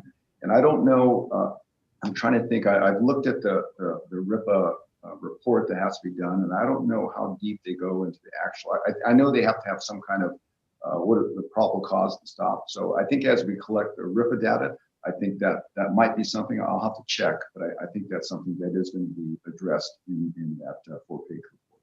Thank you, Chief. Councilmember Risto. Thank you. I think everyone's pretty much covered most of the questions I had. The only other question I have, though, is it may or may not be relevant, but Los Gatos is not an island. We're porous. People move through. And so I think comparing the stop data to Los Gatos population is important, but it would also be interesting to have the racial and ethnic breakdown of the surrounding area, either Santa Clara Valley or something, given that we don't all just stay within our own community. And that's not to excuse anything, it's just to put it into another perspective. I'd be curious to see if the numbers reflect what Santa Clara County looks like, or if it still looks like we're picking, that minorities appear to be targeted or not. Yeah, and thank you, Councilmember Risto. And that's the big, if you look at folks who do research on, this kind of stop data, I think that is finding that benchmark is a difficult thing. So census data doesn't always do what they do. It's called observational, where they'll get on a particular stretch of road and they'll take a look. They'll have people that'll sit out there and count the racial makeup of the drivers of the car. Some folks use DMV data. There's a lot of different stuff. And I think there was a mention before, I believe the vice mayor asked for the county data, and we can certainly include that in terms of census demographics. But again, all of it is fairly problematic in actually determining, what is, our officers' bias, or are they, proportionally stopping people of color more than others. So, but we can certainly include that. Again, the more data, as the mayor said, I think helps us understand why. Any other questions or comments by council members? Okay, this was not an action item. It was to accept the report, and we thank both the town manager, Chief DeSena, and all those that worked on this report. I think the notes that I heard that the council members responded to affirmatively was the continued partnership with behavioral health, especially interest with all the 3 tiers, especially the community response team, if we could do more preventative work. Metrics, I think we are a data heavy council, and so looking at trends on a regular basis would be helpful. And then again, what we can do to work with the community overall to just make them feel safe, given the disturbing incidents and surge in crimes and incidents against our people. So with that, I thank you, Chief. And we now move to the next agenda item. And Director Morley will be leading us in this one. Thank you. Thank you. And welcome again, Director Morley. Good evening. And as Arn cues up the PowerPoint for us, wanted to take this opportunity to give you a little update on a project that we've been working on Highway 17 congestion relief. And on our next slide, you'll see just the introduction bullets to it. This project is a specific call out in our 2016 Measure B. There was a lot of advanced work that was done with respect to this project as Measure B was being crafted. And we were lucky enough to have specific language for this project within Measure B that allowed us to justify it and move it forward. And with that, we were able to get it into the first round of funding with Measure B for advancement in what is an extremely competitive part of Measure B in the highways program. So the Measure B is broken into a number of programs. One of them being highways is very oversubscribed. There's many more projects than there are available funds. And so getting in early allows us to get the most bang for the buck and moving this project along and bringing the Measure B dollars back to Los Gatos. This project has a number of stakeholders from the government perspective. Obviously, the town is a project sponsor. As a project sponsor, we do have a big role, one in managing the scope, but also in helping to solve for some of the financing challenges. And we are committed, and I'll talk about that in a little bit. We are committed on these early phases. VTA is the project lead, so VTA has the experience in delivering big capital projects. This is definitely a big capital project. And Caltrans, as the owner of the infrastructure, is a major stakeholder and a major driver of the process that goes with this project. And process is probably a really good word to describe that. In our next slide, one of the things that we do in these early stages in the Caltrans process is identify the need and the purpose. I think we all locally know why this project is needed and what the goals are, but it's important for the stakeholders that identified on the previous slide to come together and agree on this. And this sort of helps us to set direction for the project in a broad sense and make sure that that we're on the same page with VTA and Caltrans moving forward. And on the next slide, the other thing that we do early on is identify the project boundaries. And so this is sort of just in broad brush what we're looking at for this particular project. Want to emphasize that this is super early in the process. So what we're looking at here is really high level concepts with some sketches to help get everybody aligned. This particular project starts on the south part of town, just to the north of the Main Street Bridge, sort of where the merges onto Highway 17 if you were headed south conclude, and moves north to the just past Lark Avenue, past the lane reductions that we experience in town. It spreads to the side a little bit in a couple areas, especially on Highway 9, and we'll talk about that in a little bit. Next slide, please. I wanted to cover just some of the high-level project components at this stage, mainly to get you oriented around what we're going to see in a second.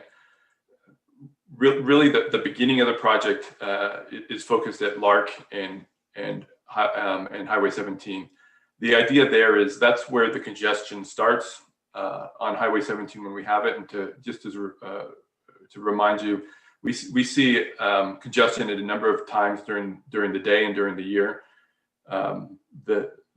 The AM peak is the oddest one, and what we were finding is that traffic is leaving Highway 85 and traveling into Los Gatos and down to Highway 9, and then across to other destinations because Highway 5 is just so congested. The more visible congestion that we see, the one that we're more familiar with is the beach traffic that we see on Saturdays during the summer, and then some Sundays, obviously, of course. And then we also see traffic in the PM peak time frame, especially when there's an accident on Highway 17 between sort of Los Gatos and the summit. So the first part of the project addresses the sort of the striping and the merge lanes, and in the report we identified it as turbulence. So reducing the opportunity for turbulence to occur, making the merges smoother and lengthening them out. And with that, the project is going to contemplate auxiliary lanes between Lark and Highway 9 in both north and south directions.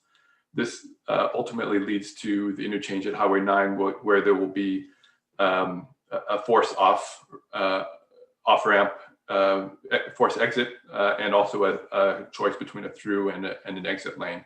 So a little bit more capacity for that to avoid some of the back and forth in the lane changes. The biggest part of the project by far is the interchange at Highway 9. That interchange is severely outdated. As you know, the clovers are very tight, and the merge, as we all know, is very difficult getting onto Highway 17 and can be a little bit challenging. And that, again, creates that turbulence and the congestion. I'm happy to say that we're including multimodal improvements at Highway 9. I think there's some great opportunities for improvements there. And we're looking at integration with existing infrastructure, especially with our smart signal program. And there'll be some opportunities for incorporation of the Highway 9 corridor into that with this project. On the next slide, just a little bit about the Caltrans process. And it really becomes a bit of an alphabet soup. But just wanted you to know that we're in the project study report, project development support phase. They call it PSR PDS. And this is really the initiation phase that I just talked about. That phase is essentially done, and that's why I'm here checking in with you. I wanted you to see where we're at, what the thoughts are, and get your feedback. The next phase, now that we're on the same page with our counterparts at Caltrans and VTA, is the project approval and environmental document. And this starts to bring us through some of the design elements of the project and the environmental elements. Ultimately, that will be lead into some additional phases with the ultimate goal of bid and construction. So putting this into a timeline, this tells you a little bit more. There's a couple additional terms in here that I want to capture. There's a little bit of a right-of-way need. This is mainly adjusting right-of-way between Caltrans and the town, probably along Miles Avenue, to account for some space. There doesn't seem to be any private property, so that's an important element and will help with moving the project along. And so we would expect the right-of-way and the plan specifications and engineering PS&E phase to occur in 2023 and 2024. And then ultimately that leads to the best part, the ribbon cutting in 27. Obviously, this is a plan it as if everything was going to work right schedule. So there's room for adjustment on this, and we'll talk about some of the opportunities in a few minutes. I wanted to go through a little bit of the segments of the project, a little bit more detail, and you have these pictures in your staff report. Are probably easier to reference, but I just wanted to use the diagrams here to lock you into what we're talking about. So this is the extension of the southbound on-ramp merge. If you recall, in this particular location on 17 going southbound, the freeway drops from, or the highway drops from 4 lanes to 3 lanes to 2 lanes, all in a very short span. And that really creates the backup. And that's what convinces the mapping applications to encourage folks to jump off prior to Lark Avenue. And that's why we don't see a lot of people exiting it at Lark, because the congestion occurs and backs up past Lark quickly. So the people aren't able to get to that point. And so the mapping apps are causing them to react sooner. So the goal is to create a smooth transition through this area, or a smoother transition through this area, and to help the traffic move through. This will ultimately continue 3 travel lanes to Highway 9. One of them will disappear at Highway 9. So this is sort of the auxiliary lane thought process. We don't know what it's going to look like in terms of actual striping, but if I can reference the lane that goes between the Highway 17 north to Highway 85 ramp that exits at Union, that is an auxiliary lane. So it's a travel lane for a short period, but then it becomes a forced exit lane. It's really meant to help smooth out those merges in traffic. So the next segment is closer to Highway 9, and this demonstrates the sort of the forced off lane. So that gets rid of that extra travel lane and brings 2 lanes of exiting at Highway 9. One of the challenges we've experienced as these folks are leaving Highway 85 and coming through town to get to work in the morning is that this ramp is backing up onto Highway 17 and creating congestion, and it takes away a full travel lane on Highway 17 currently. So the idea here is to help solve that by building a little bit extra stacking capacity along this part of the freeway. I didn't cover it, but it's similar changes to the northbound lanes. We have less challenges there right now, but looking at the traffic counts, there are times where, especially around the merges, that we have some congestion, and so it handles both sides of the freeway equally. Looking forward at the next slide. Wanted to cover the interchange options and to orient you, the Los Gatos Creek and Creek Trail are at the top of your picture there. And really, again, emphasizing that this is a high-level schematic at this point. So the details are probably good at what you can make out here, and I'll cover a couple of them. You notice the green lines across the, sorry about that, have help here. You notice the green lines across across Highway 9, and those are dedicated buffered bike lanes. And in both scenarios, we're looking at creating a buffered bike and pedestrian crossing on both sides. So currently, there's only pedestrian access on the north side of the highway. This particular option retains half of the clover leaves in a little different format than what's there now. But smooths out the merges so that's still a potential. And you can see that the off ramps come up to intersections that will be signalized intersections. So this will include the addition of 2 signalized intersections, which really helps with the bike and ped crossings and multimodal crossings and the efficiency of the location of the movements. And then another exciting part on both of these alternatives that you'll see is a little tail on the bottom to the left of the image that sort of goes off towards where the high school is. And what we're planning there is future connectivity to the high school. So this will be a bike and ped connectivity to allow for use of the overcrossing by high school students to get to and from campus. Hopefully to continue to encourage bike and ped utilization, but by making it more convenient. And of course, there's connectivity on the opposite side with our Creek Trail Connector project as well. So just in a nutshell, wanted you to see that. In the next slide, you'll see another alternative that we've looked at. This one does away with the clovers completely. Same concepts with the green bike lanes, moving them across, same signalized intersections, but creates a little different look at the merges and how traffic comes on and off. Maybe a little bit more comfortable. Both have their pluses and minuses that will get explored through future phases. And both both retain sort of a big focus on the multimodal solution. So moving on, I'm not going to dwell on this one too much because it's pretty obvious, but moving on, there are some requirements that Caltrans is going to want to see.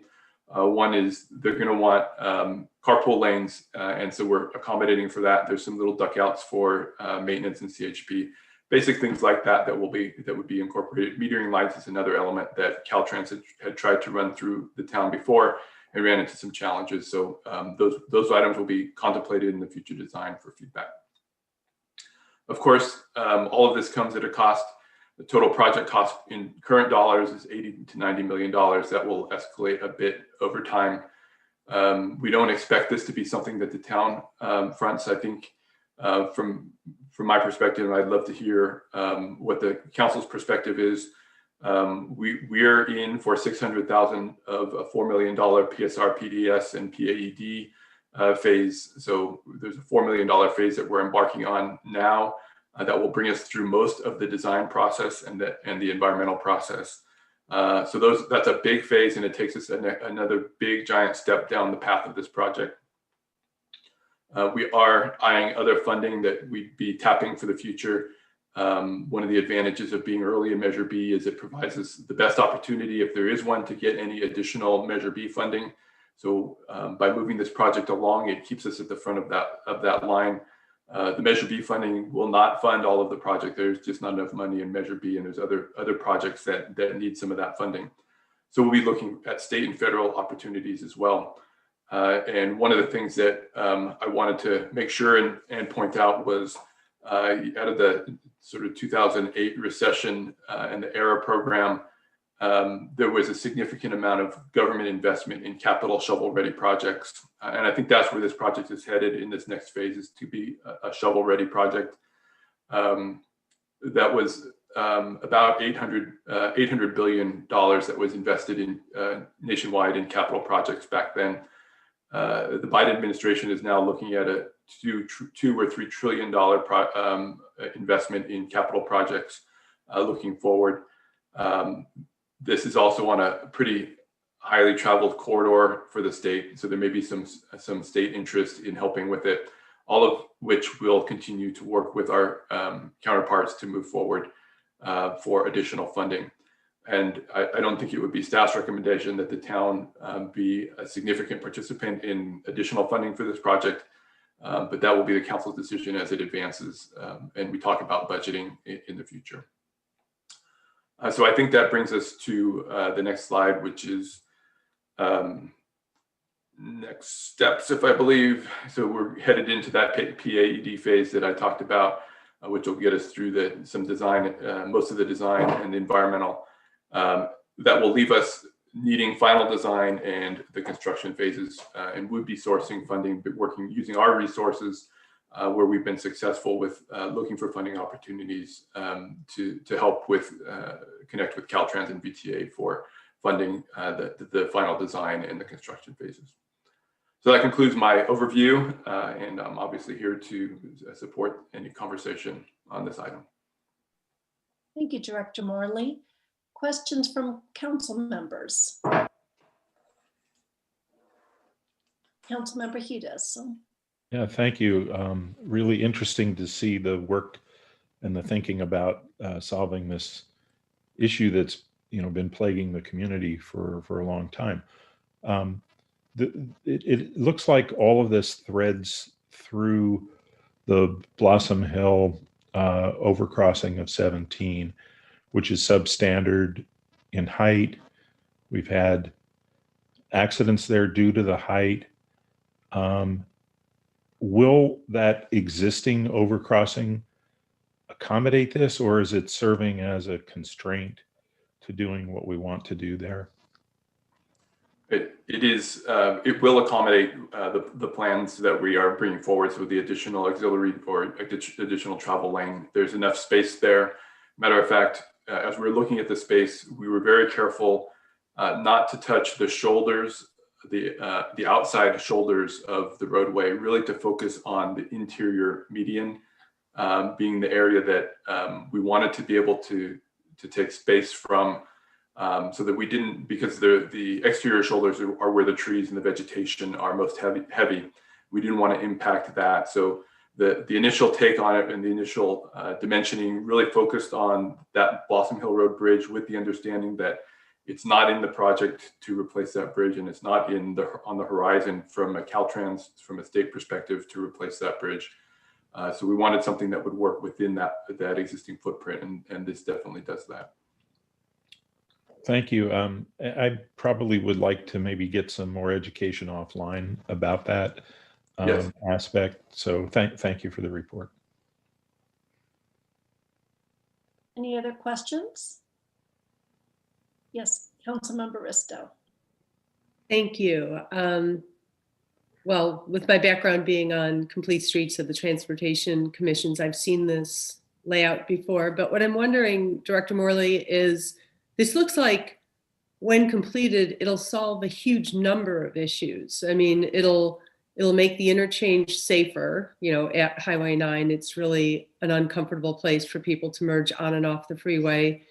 It'll solve the huge pedestrian and bike accessibility issue at Highway 9. It will discourage people from, for a short distance, jumping off the freeway at Lark and, you know, further congesting our streets. The fact that it covers so many different areas, will that open us up for more funding opportunities? Are there, you know, I'm thinking, if it gets more people to bike and walk, is that a clean air option? If it reduces the congestion and allows people to stay on the freeway, because of that, is that better than just being a freeway improvement? Absolutely. I think any way we can cobble together the improvements and look for multiple funding sources to help move this project along, that would be helpful. We'll be looking at things like ATP, the Active Transportation Program statewide, local dollars that might be able to help through clean air efforts, that kind of a thing. All of those will play a part.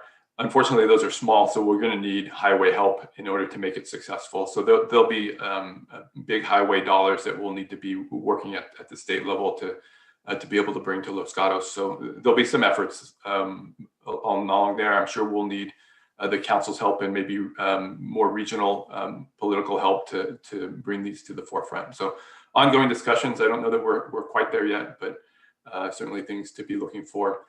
Something that helps is that Caltrans is really pushing forward with a bike and a pedestrian plan currently. So it's at the forefront of Caltrans perspective. So anything that we can do that brings a project forward that incorporates bike and ped improvements in a big way, as this one does, solves a barrier problem. All of those are positive things for a project. And when even on a highway specific program, when you start to fold in things like multimodal improvements, and safety improvements, it really helps to make the projects more appealing. Okay. I wanted to mention that we did look at a number of options. There were probably 6 or 7 separate designs, including roundabouts and diverging diamonds, newfangled ways of handling the interchange. We've narrowed it down to 2 that I think are reasonable for this particular location. So the look was pretty exhaustive at what are the alternatives here. I think there's some good strategies behind it. You know, we want to make something buildable. So the designs that we put forward leave half of the bridge that can be utilized and then demolished after the new bridge is built, so that we have some way of moving traffic across. So we all know what happened at Blossom Hill Road when that bridge was out, and I don't think we'd want to experience that. So will it be paved during construction? Absolutely, but at least it won't be a complete isolation at that part of town. Thank you, Director Morley. And so I'm going to open public testimony in case anyone would like to speak to this. Leafa, go. Good evening, and thank you all for a very informative session. And I also appreciate the work that was done on item 8 regarding police services and your response there. I'm impressed in the movement in that direction and the quality of the movement, so thank you. Regarding this item, the safety issues of pedestrians and bicyclists going across 17 on Highway 9 is really something that, as a volunteer for the last 3 years, just getting ready to start my 4th year, doing cleanup at that intersection, I've seen a lot of very scary interchanges between bicycles, pedestrians, and vehicles. So I'm glad to see that's going to be addressed in this remodel of the intersection. The other thing is that there's an issue of the folks living in that intersection. We have some people call them homeless. I don't believe they're economically disadvantaged. I think they're psychologically and emotionally disadvantaged folks who live there. And when we do the cleanup, we're not allowed to go into that area for safety reasons. But there, it looks like there's about 8 to 10 people who live on both the east and west side of Highway 17, and including close to the Miles Avenue facility that the town has. And it's getting worse and worse. It's getting more expansive. It's getting bigger. I know there was a bit of a cleanup done a few months ago, but more has to be done. As this intersection is being remodeled, there has to be some provision for dealing with those folks. And how are we going to manage them? Where are we going to place them, or help try to place them? I think that should be something that we start thinking about and planning for early in this process, so it doesn't become a distraction later for getting this project done. The other comment on the design work is, I know often there's a backup of vehicles going westbound onto Los Gatos Boulevard, coming off of Highway 17 and on Highway 9. That also needs to be considered. If I don't know if there's a way to, as part of that remodel, to incorporate a better way to alleviate the backup that occurs for people trying to go onto Los Gatos Boulevard at Highway 9. So with that, thank you. I'm very impressed by the work that I've seen, the work that you guys are doing. Keep it up. And I wish everyone to be well and safe out there. Thank you. Thank you, Mr. Fago. Would anyone else like to speak on this item? Seeing no hands raised, I'm going to close public testimony and bring it back to Vice Mayor Rennie. Thank you, Mayor. Thank you, staff, for the report. I'll repeat kind of what's been said, but this project is becoming better and better than I imagined. Even if we just looked at the safety improvements on Route 9, I'm stupid enough occasionally to try to ride my bike across that area, and I am always gripping the handlebars tighter as I go through there. So we don't have that many good ways to cross 17. We're working on the one at Blossom Hill, but it would be nice to also have this as a good place to cross and making it a lot safer. Every time I have to get on the highway, there's no get up to speed, right? You got to floor it to get on the highway, and hope you can fit in somewhere. And if you don't floor it, then you slow the highway down, and as we talked about, the turbulence problems and so forth. So even just from a safety standpoint, this has got to be a really good project to do. And just the look and we talked about, if we somehow put an auxiliary lane in, it must be able to help out. Well, I'm impressed how we've thought through all of turbulence is created at this point, and if we extend that, we can reduce the turbulence, which should allow the traffic to flow through here better and so forth. So I'm impressed with how well we've analyzed this. And then I was surprised tonight to see the connection to the back of the high school. That's one of the areas that I've always thought we've got to do something better to getting people into the high school, because having to go around on Main or on University to get to the high school, it's overwhelming. So I'd always thought that the redevelopment of the lodge was a solution, but maybe this will help out some also. As you said, if it makes it easier to bike there and encourages more people to bike and walk, than drive over or be dropped off, that also is great. So this just really looks like a great project now. So I'm going to go ahead and make the motion that we direct staff to continue along with this project. Thank you, Vice Mayor. Councilmember Risto. All those reasons stated, I second it. Thank you. So I'll call the question. Councilmember Badami. Aye. Councilmember Hudes. Aye. Councilmember Risto. Aye. Vice Mayor. Aye. And I also vote aye, and it passes unanimously. Thank you, Director Morley, and to all staff that have been working on this. And as you said, when the time is right for us to advocate with our regional, state, and federal counterparts, please let us do so. Thank you very much. Okay, council members, thank you for a great evening and great conversation. Meeting is adjourned.